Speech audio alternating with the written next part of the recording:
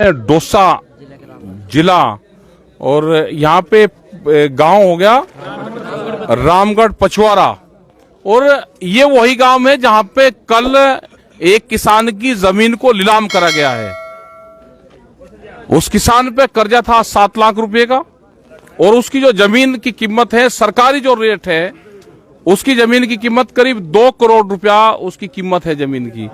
Bank, यहाँ के अधिकारी, यहाँ के कुछ भूमाफिया जो लोग हैं, उन्होंने मिलके अंदर बंद कमरे में पूरी किसान की जमीन 41 लाख रुपया में बेच दी, उसकी नीलामी कर दी। ये पूर्ण रूप से इलीगल है। 7 लाख रुपए के कर्जे में आप 2 करोड़ की प्रॉपर्टी को नहीं बेच सकते। और ये नहीं, और भी जो बहुत किसान यहाँ पर नोटिस उन्होंने दिखाए, बहुत किसानों पर नोटिस है। इस जमीन को, ये क्योंकि हाईवे के नजदीक जमीन है, इस जमीन पे भूमाफियाओं की नजरें इस क्षेत्र में है। बैंक मैनेजर, अधिकारी मिलकर इस तरह की जमीनें यहाँ पे छीनना चाहते हैं और ये प्रॉब्लम पूरे देश भर में आएगी। सभी किसानों को जागरूक होना पड़ेगा। कर्जा माफी अभियान भारत सरकार को करना पड़ेगा।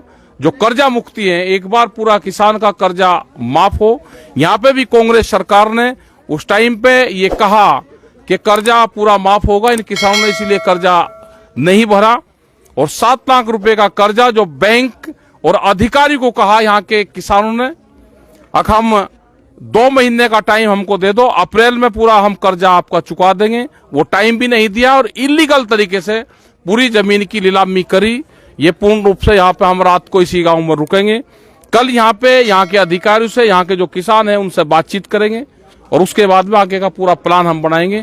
यहाँ के कुछ बच्चे हैं जो अपनी बात आपके सामने कहना चाहते हैं, उनकी भी आप बात ध्यान से सुनना कि क्या इनके पूर्ण रूप से विचार है। आपका नाम क्या है बेटे? मनीषा। तो क्या है, क्या ये हुआ पूरा मामला? यहाँ पे मेरे काका जी है, उसकी 2 महीने पहले मौत हो गई थी खेत में। उसकी रिपोर्ट तक नहीं आई और बैंक 10 बार गाड़ी आ गई यहाँ पर, दबाव डालती है, नीलामी निकालती और नोटिस भी दिए थे, 2 महीने पहले आए थे।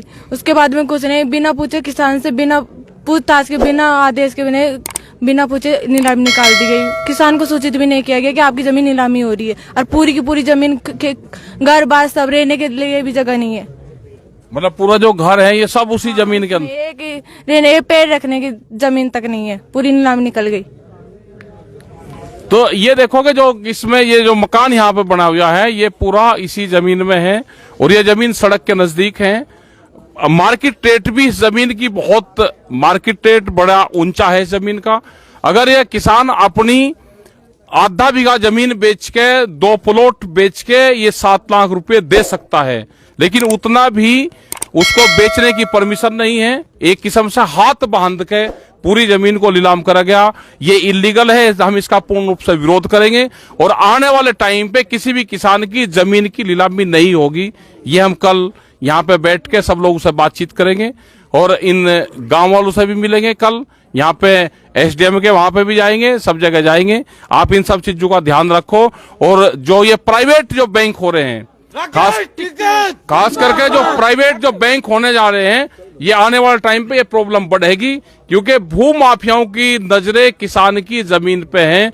वे गलत तरीके से किसान की जमीन को छीनना चाहते हैं। आप सब लोग संगठित रहें, हम सब आपके साथ में। धन्यवाद। जय हिंद, जय भारत, जय राजस्थान।